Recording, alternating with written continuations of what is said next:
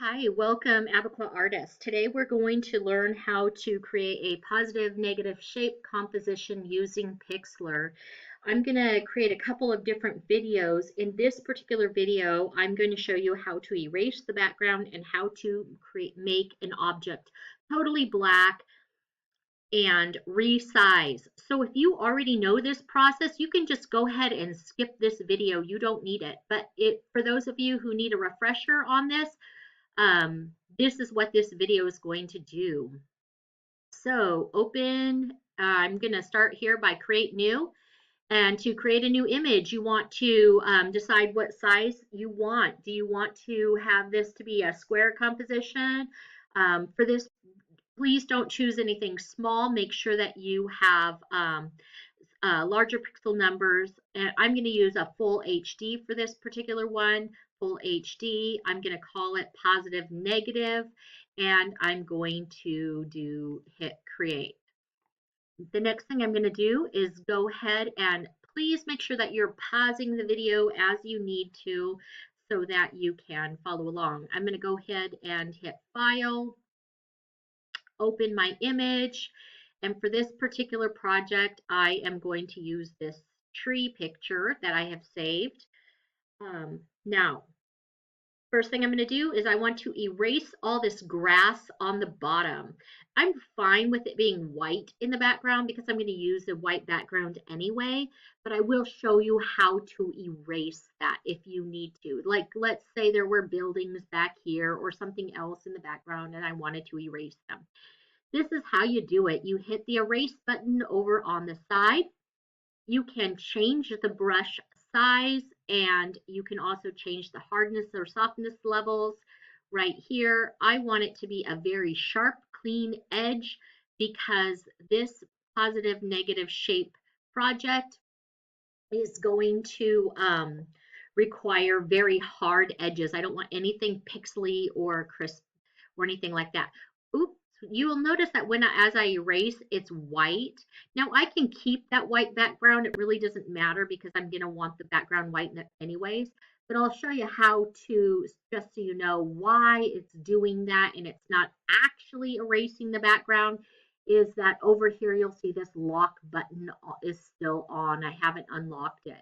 So in order to actually erase the background, I'm going to have to double click it, make sure that lock button is off, and now check out what happens. The background is actually being erased, and even the white background is being erased. Now, if some of you are going, wait, can't you just hit the magic wand button? Probably. Let's try it here. There we go. And backspace delete, and all of that is gone. This works if you have like a high tolerance level on yours. Otherwise, sometimes it will erase parts of your image or things like that, or leave an uncrisp edge. These are just options. Every picture is going to have its own different challenges and things like that we're going to use.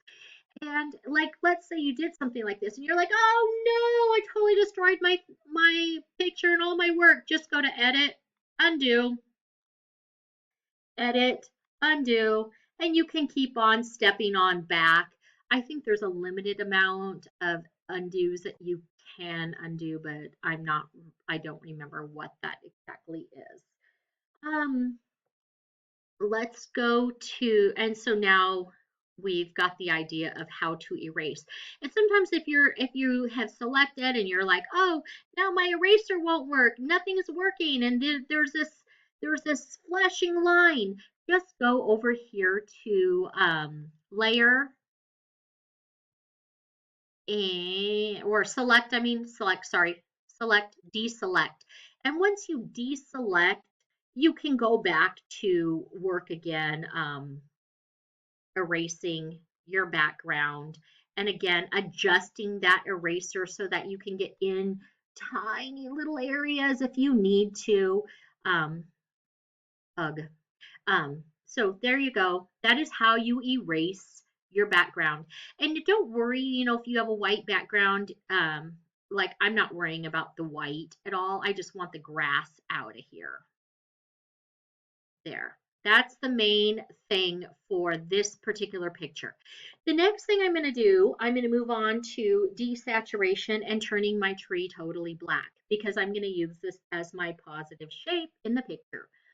So I'm going to go up here to adjustments, and some of you might say, well, wait, you can use the paint bucket and the brushes and all of those things. And yes, you can. I'm just going to show you for the sake of new people learning. There are a couple of things that you can do. You can go here to desaturation, turn it totally gray, and then work with the brightness and contrast. And um, this sometimes will work if you have something that has a lot of shine on it or something like that. You may have to play with the brightness and contrast.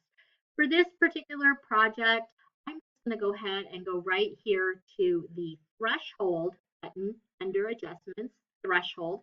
Click that threshold and I'm going to just scooch it way up like this.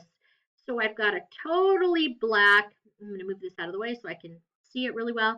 I've got my totally black and white picture. Yes, I do have these holes in the background, but those all will disappear once I save this. So the background will all turn white again.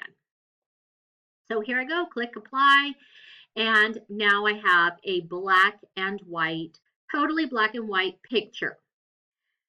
Now, I am going to go ahead and save that. I just click File, Save,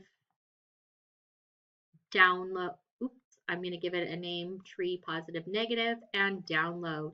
And I am done with the first part.